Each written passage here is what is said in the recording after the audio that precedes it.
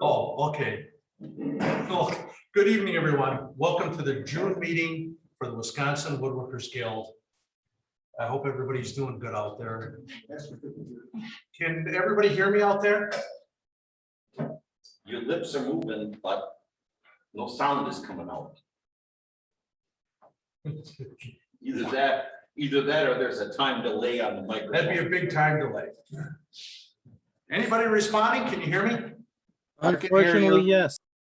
Excellent. Okay. Got a couple announcements before we start tonight. There was a scam that's going out with the gift cards again. So if you get a notice through an email that I'm looking for gift cards for whatever reasons, the last one was for the veterans and I was supposed to be down at the VA. Do not respond to those. Don't send any money. If I'm going to ask you for money, it's going to be here at one of the meetings. It'll be in person, but I'm not going to ask anybody for any money. So if you do get that in an email, if anything, send it to Ron Peterson and he'll send it out to all the members. But chances are, if you got it, you got it as a member anyway. So no gift cards are to be sent to me under any circumstances. I don't want anybody being taken advantage of for that. The second one is do not call Woodcraft to find out if there is a woodworkers meeting. They have no idea. So you'll find out either through an email announcement or the month before. And I will tell you right now that the next meeting in July is July 15th. We backed it off a little bit because of 4th of July. We like to have a board meeting before the meeting because believe it or not, the board meetings go on for an hour or more. So we try to clean up a bunch of stuff at the board meetings. So the next meeting is going to be July 15th. 6:30, they will all be 6:30. If you're a turner, it's 6 o'clock. But all Wisconsin Woodworker Guild members, our meetings are going to be 6:30. Next month, there will not be a ripsaw. We have no editor. We don't have anybody that has stepped up other than Jeff is going to look at it and see if he can do something, but I'm not going to put a time limit on him and tell him he's got to have something up for next month. So there will not be a ripsaw until somebody either steps up and helps Jeff or wants to get involved and wants to do it. July will also be our last Zoom meeting. After July, we will not have any more Zoom meetings. The response on Zoom is not that great lately. And I know everybody wants to get back to some normalcy. So we're going to open up the meetings down here.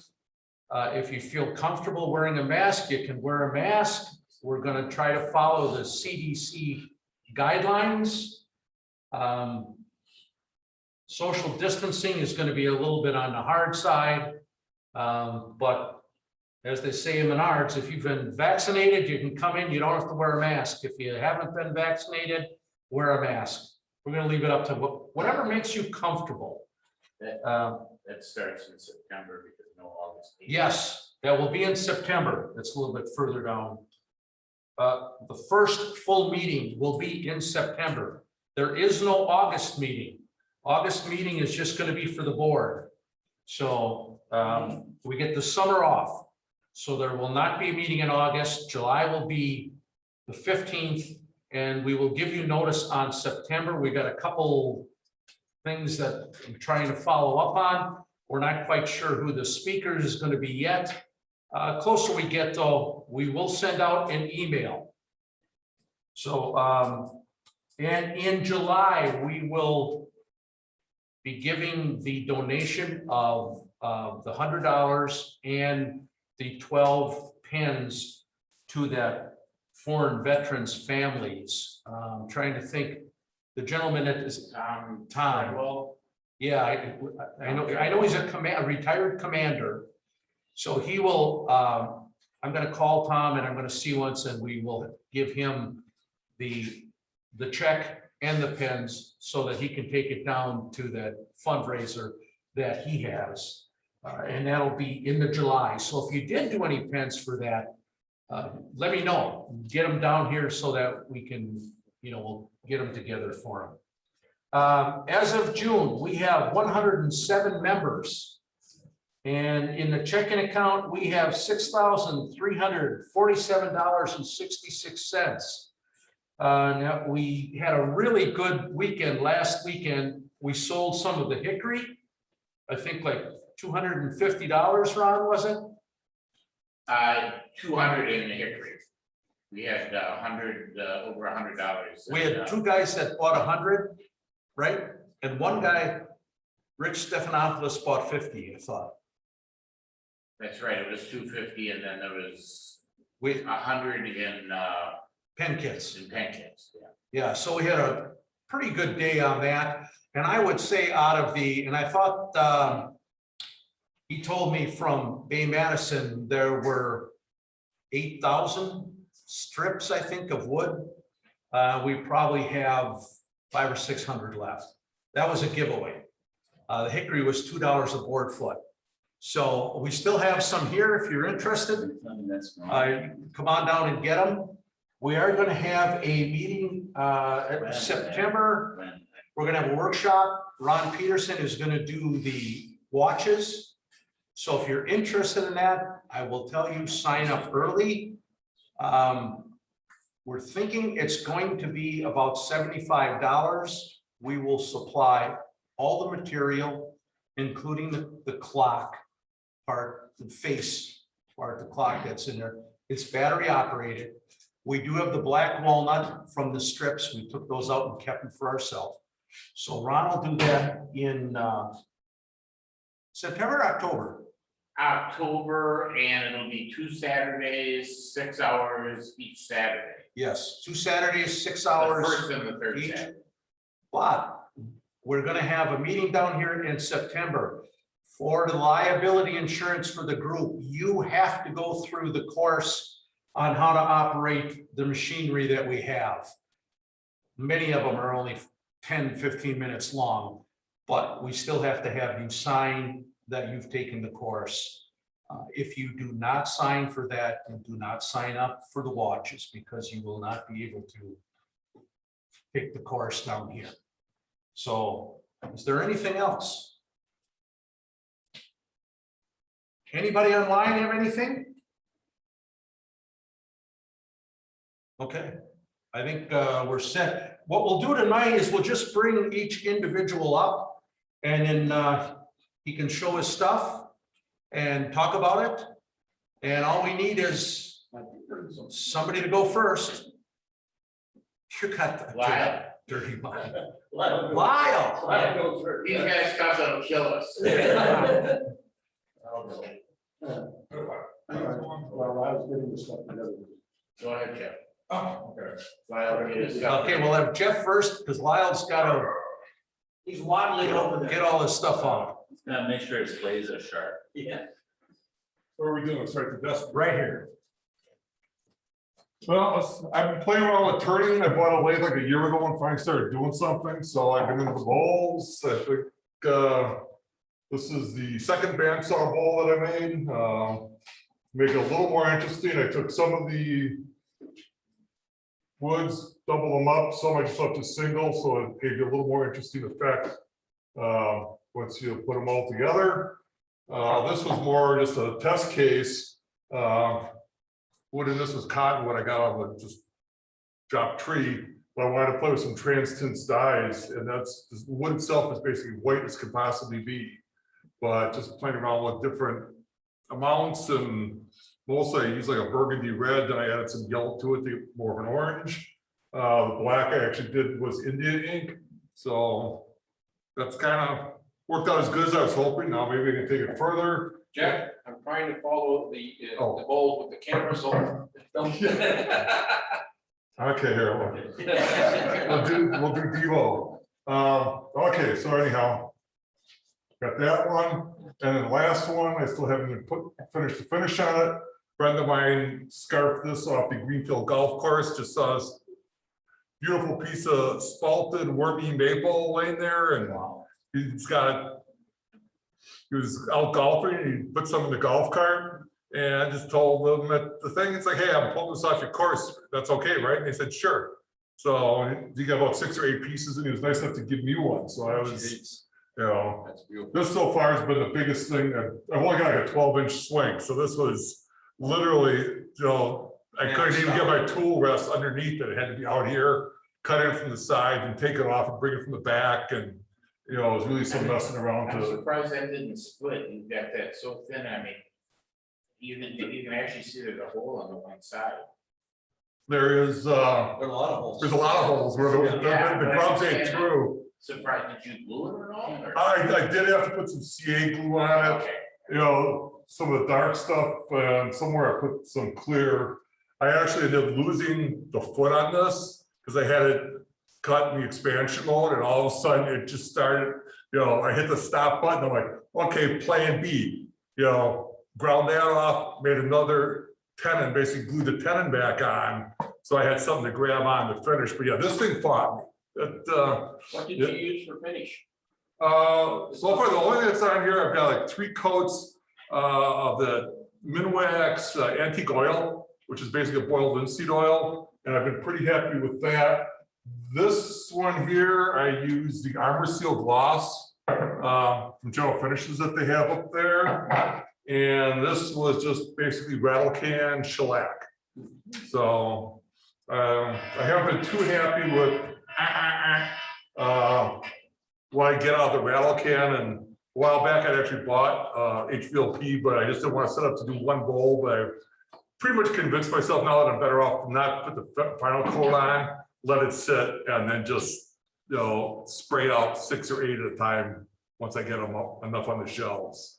So I think I'll get better finishes using the HVLP than I will the rattle cans. So that's what we got. Any questions? Okay. Wild. Thank you, Chair.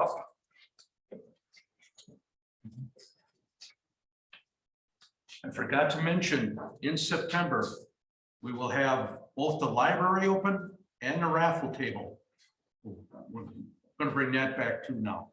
So September will be a full meeting.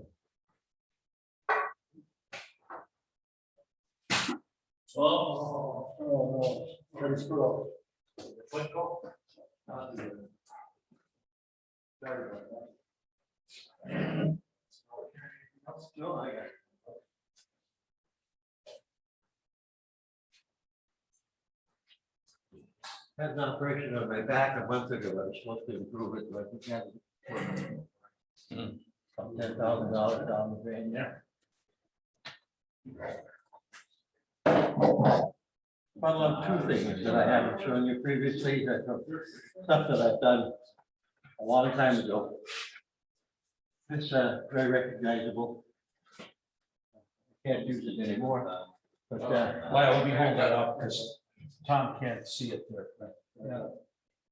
You need to get that behind the bench. Better behind Tom? Yeah, the lighting is better behind the bench. Okay. the wood is light cedar, which makes a very nice wood to carve. Unless you line your carving in the right direction, you go in the wrong direction, it splits out really easily. A friend of mine from northern Minnesota, when I was living up there, worked for the State Forest Service, and he had a number of sawyers that he knew in the area, and was looking at 2x8 clear white cedar boards that he paid an arm and a leg for to get. And no knots, no nothing, and then it's just a really nice piece of wood to work with. And I use it as a canoe paddle for 12 trips into the Boundary Waters canoe area, northern Minnesota and Canada. And as I grew older here, I no longer canoe, but I took and wood burned in then many of the animals that I saw and caught. One piece, this one here. Nice. 50 for 50 on walleye cast, 50 in a row, 50 walleyes. Oh, man. Nice fishing. Yeah. And moose and eagle and probably a hawk or falcon. Probably, like.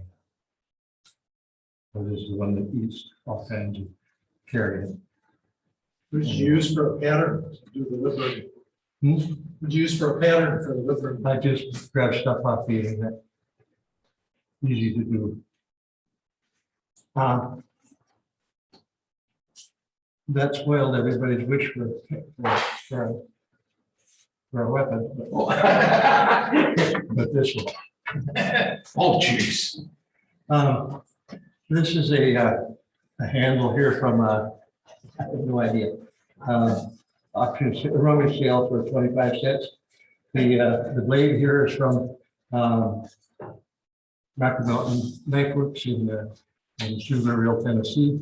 Total cost $10. Skull crusher is the appropriate name, especially after I put the two together.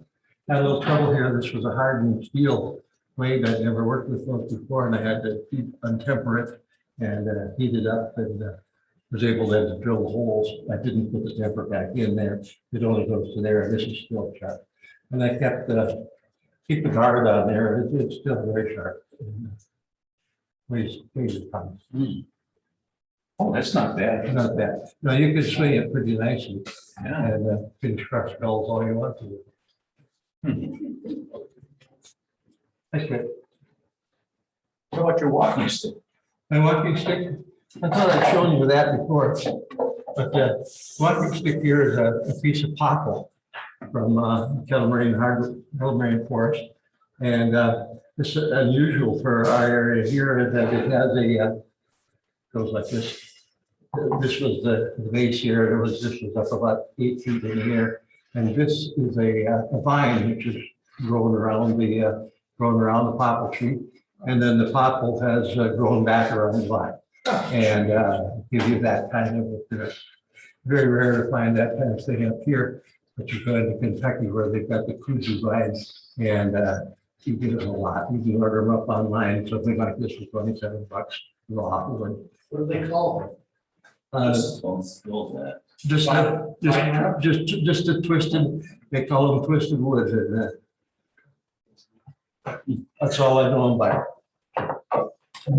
I would keep my eye out for strange things like that, and it was close to the road, so I was able to get it. I'll take this back. Thank you. Okay, who's up next? Go ahead.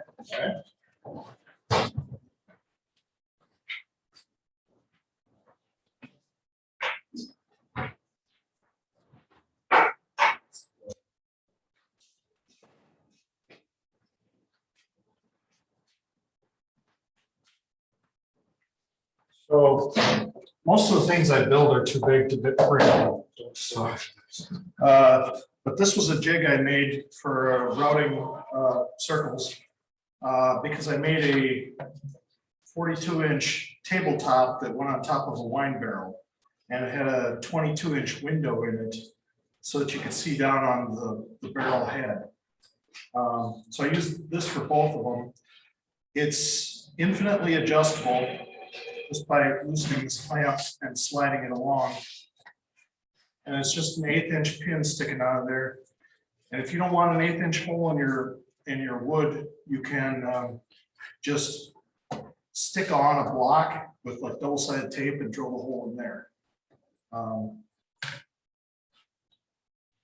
then on this end, I use a 1-inch router bushing. So I can use any size of router bit that I want, and I don't have to bolt the router on here.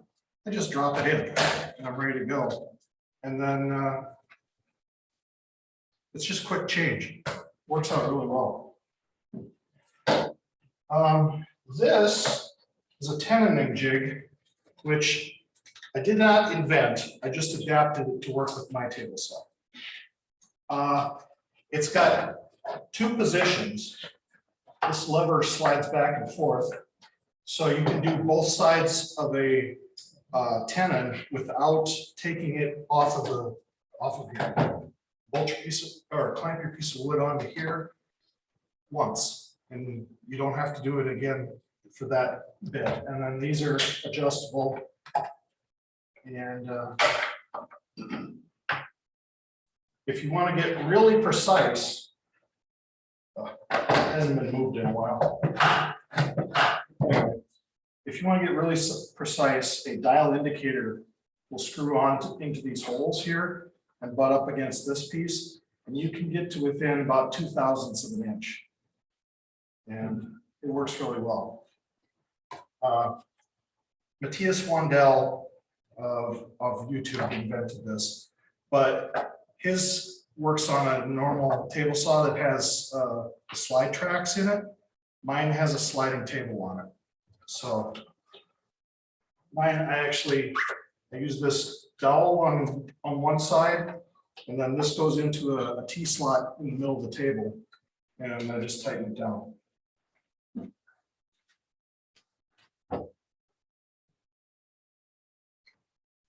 Thank you. Thank you, Justin. Hey, who's up? I guess so. Molly, I'll bring that over. All right.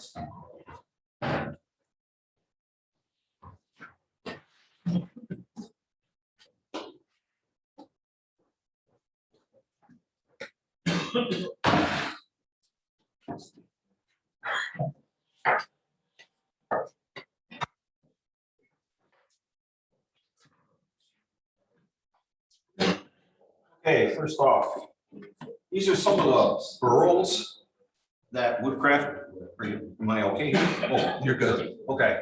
That Woodcraft sells upstairs. And this little one first. Closer. Oh, put the lighting. Oh, the lighting, okay. All right, if you can see, what I did with this one is I used a regular router with a guide all the way around, and my edges are square, okay? And I just brought it down and I twirled it around, and I like it, but I wasn't happy with the squareness of it. The bottom, you can't really see it, but the bottom here, I used from Stockholm Supply up in Canada. I bought what they call Flatmaster, which is like a sand fleet, and it's 21 inches wide. And so I don't use my joiner anymore, because if I want something flat, all I do is I put it across the the Flatmaster, and the different grits on the cylinder determine the amount of wood that is taken off. So if you have a 60 grit or an 80 grit, it takes off more than 120. So if you want something finer, then you just put a different grit on there. The other thing that particular machine does is it's Velcro backed, and it comes off of the Velcro a little bit, so there's no heat on the sandpaper. Therefore, there's no clogging. So you can turn around and the paper lasts forever, and it works very, very well. The second one here, I used a different method, which I'll show you here, but I don't know if you can see it or not, but it's not straight, it's curved. Okay, again, I used the Flatmaster to make it flat here on the bottom, and had a couple of boo-boos here because the burl fell out. But the way that I did this was I used, where is it? This guy right here. This is called a mini turbo, and it fits on the edge of a 4.5 inch regular grinder like this. And the reason that it's curved like that is because when you put this on here, you can actually, the initial template can be curved. If you're trying to do like a router bowl or something like that, you can't obviously you know, it won't work.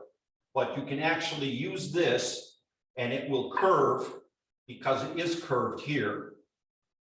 And you can curve it in and route route a nice edge to it. The other thing that that Arbor Tech has is this guy here for you guys that are doing some carving or something. This is called a ball gouge. And you can actually go in straight like this and perform a lot of different twists and turns on it. Well, it cannot be mounted in a drill press? This, Yeah, oh, no. no, this goes on a 4.5-inch grinder. Okay. The last thing that I wanted to show you here is this guy, and I really like this one. This is their sanding mechanism that they have.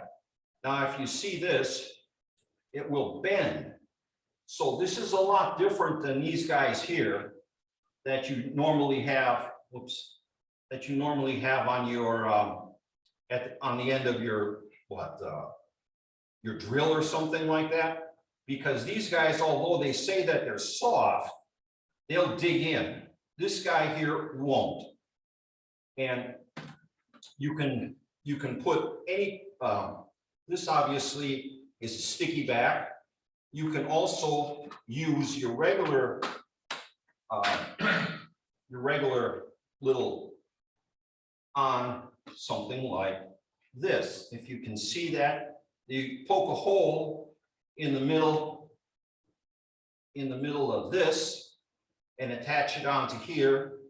And it's really, really very nice for contouring anything because of the way that it is. It doesn't dig and it doesn't dig into the sides or anything like that. So if you're doing some carving or something and you want to hollow something out or sand something out, this is a whole lot better. Let's see what else. Well, that's it as far as those two go. Hope I'm not boring anybody yet. The other thing, this is a product I found, and I know that there's a lot of people out there that are a lot better woodworkers than I am, but this is Good Filler. And I got this on Amazon, and I'm so tired of throwing out wood filler or something like that. You just, they get hard, and no matter what you do, I can never get them smooth. There's two things I like about this. Number one, it also comes in a powder, so you can mix it as much or as little as you want, and it'll last indefinitely. And also, if it does harden up inside the jar here, you can put in some water and mix it up, and it'll be as good as new. Yes. So you're saying water is what you use to mix the powder with? Yes. So you can make it as the filler as thin or as thick as you want to. So it's not waterproof, you put some kind of waterproof seal on it. Well, yeah. What's the name of it, Walter? Good Phil. It says Gorks, GORK''S, and it's Good Filler. You can get it on Amazon, and they have all different walnut, cherry, whatever. Okay. The other thing was these boxes here. A lot of times when I make boxes or anything like that, I have some difficulty because I can never get the circle to give me my points. So what I did was I bought this tool, and it's a circle divider. I don't know if you're going to be able to see this. But there's an R right here. And what you do is you draw your circle and you put the tips of your compass into these little indentations here. And then you tighten this down. Now, all along up in here, there are indentations. and you can go and you open up your compass again, and you put your two, like say if I wanted to do 7, this is 6 here. If I wanted something that's 7 sides, I put my compass in here, and I just go onto the circle, and I start making my arcs all the way around. There's no adding, there's no subtracting, there's no trigonometry, nothing. It's simple as heck. And that's how I made these. So this happens to be a 5-sided box. And 1, 2, 3, 4, 5. Box like this. Okay. Now I made these out of a piece of black walnut, and I had to use a pretty good, one of my stronger scroll saws in order to be able to take this out, because it was actually very, very hard to do. So those are those. Last thing here is this is a box I made, and I cut this out on the bandsaw. This is cherry with walnut insets and spalted maple up on top.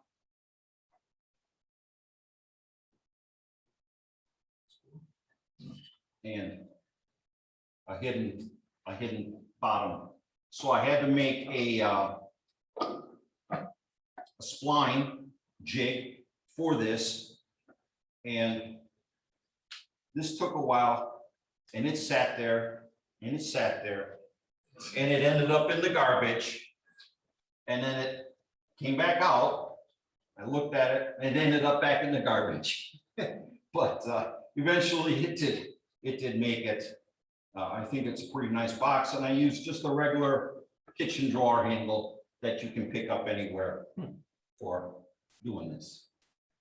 Thanks for your time. Did you cut splines before you bandsaw cut the edges?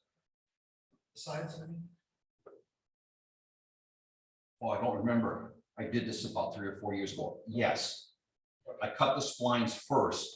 Yeah. Because that would, otherwise it would split out. Yeah, and it'd be a lot harder to hold. Right. It was awfully difficult to find a piece of cherry that's that thick. So I remember I did get it up at Kettle Moraine Hardwoods, which I was just up there today. And they're mighty thin in wood up there, I'll tell you. Mighty thin. Thank you.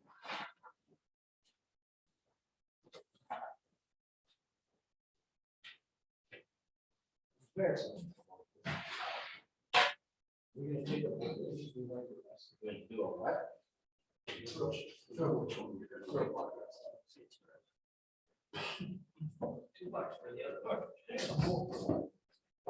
Well, seeing we're both named Ron, I guess we both come up at the same time. And this is a product of one of our demonstrations that we had. Ron Engen came, and Ron Engen and I and Joe Everly went out for 4 days. 3 or 4 days to his place, and we ended up all making birds, and these are the end result of them. If you can see, excuse me, Ron has a very unique method of assembling and doing things, and the quality of the equipment used is unique.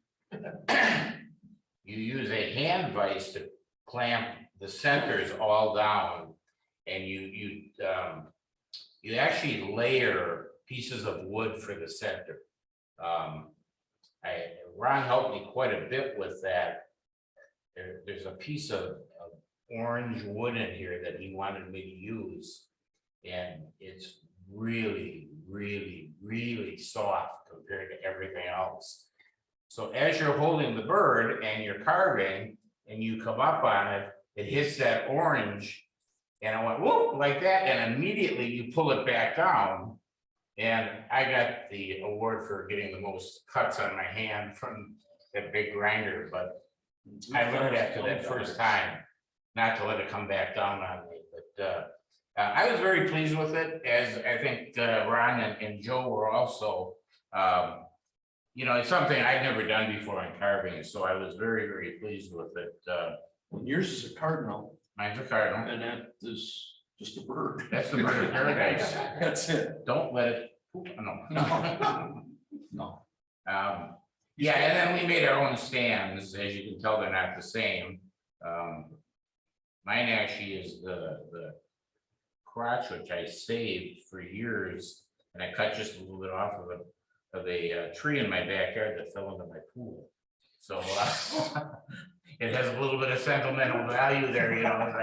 And I thought I need to do something with it. I was going to turn it. So those are the birds. And then I thought, seeing that we probably have a little bit of extra time, I would bring a few more items along that I've done over the years. And one of them,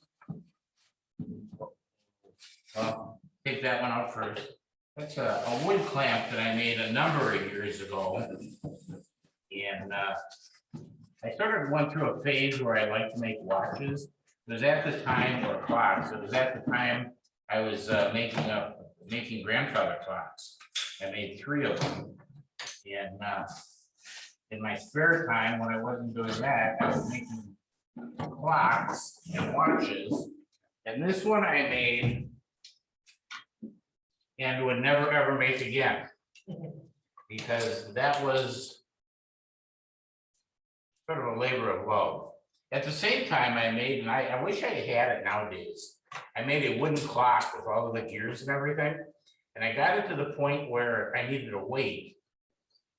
So my wife was gone one day, and I took the lead weights that I had, and I needed them in a certain configuration, and I put them in the microwave. Oh, boy. Well, that didn't work real good, so I melted them on the stove. Well, that was even worse. I got it the shape I wanted, and the clock worked beautiful, but I hated the thing by the time I got it done, so I gave it away. But these are a few of the clocks that I've got. And then I made this many, many years ago. And the only reason that I really, really like this is, I don't know, can you get a close-up of that, Tom? Yeah. If you look, there is a line here around the door. You see that. And that line always looks like maybe you took a pencil to it or something. That is actually the saw curve of this whole block. And I was so patient. I don't believe to this day that I had that kind of patience, but I did. To cut that thing out on the bandsaw, get it perfect on both sides, and then you cut the inside for the seats and stuff out, and then you slip the piece. I slipped a piece of black walnut in there to fill the kerf and set that back on and glued it and clamped it. So I was very pleased with that, that I actually got that accomplished. And this is sort of a neat thing. It came from Woodsmith. It's got springs for the axles and stuff. It was just a fun project to do. So that's it. Tell them that watch is the one for the workshop. This watch is the one for the workshop.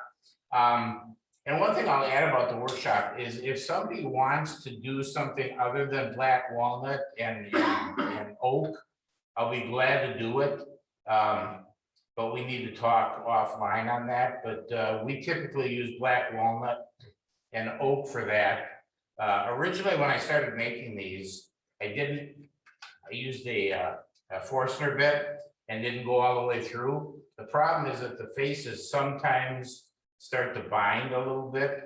And if you don't have the back to push it out, it becomes sort of cumbersome. So I think there's a few of these watches out there that people don't get the works out. And the works do go after a while. And you need to change the battery. I've probably made, I don't know, 100 of these. I sold one, but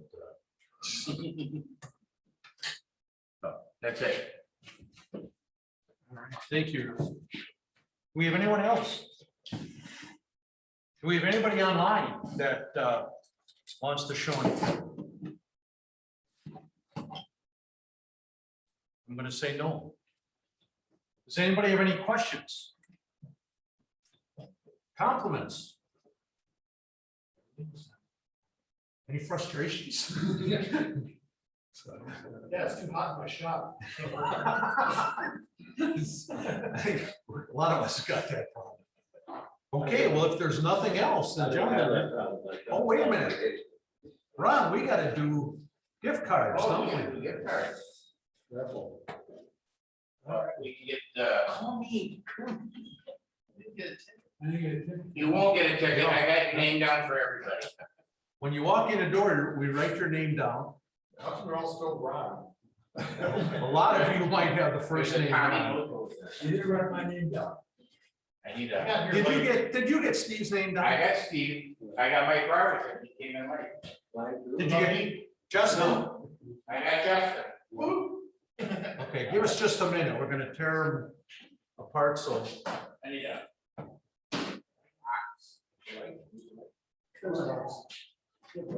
Jerry's got one. Yeah.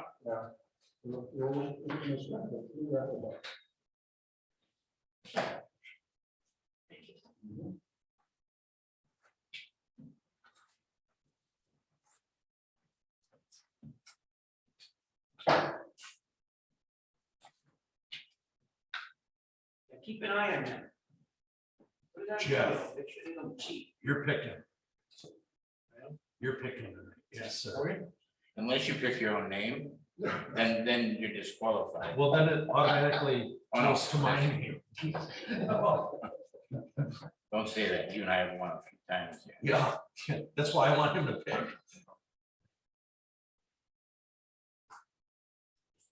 This one.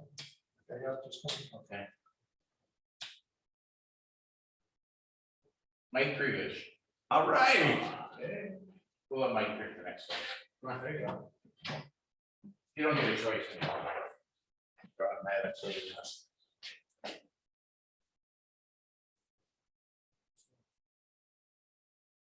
Here you go. Gordon. Oh, Gordon next.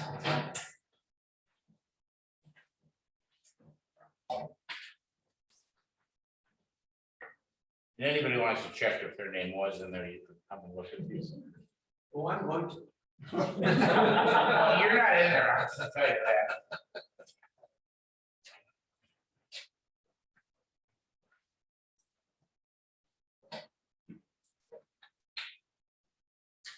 I'll take that one. Is it yours? Jeff Kritzka. Oh, jeez. And I just commented to him upstairs. Yeah. Wow. All right, gentlemen. If there's nothing else, I got the then. last one. Right. I wanted him to hold it up kind of so I could Yes. pick. What was the deadline for the pins to be donated for the veterans? They still can. Yeah, you still can, if you wanted to bring them in at the July meeting, that would be fine. Otherwise, send me an email. If you want to meet down here, I can always meet down here. I'm somewhat flexible. But I'd be, Saturdays are really good for me. If they live within reason, I can pick it up, so. Okay, Ron Peterson just said if you live within reason, he'll pick them up. So any of those options, you let us know. Anything else there, Jay? No, that's all.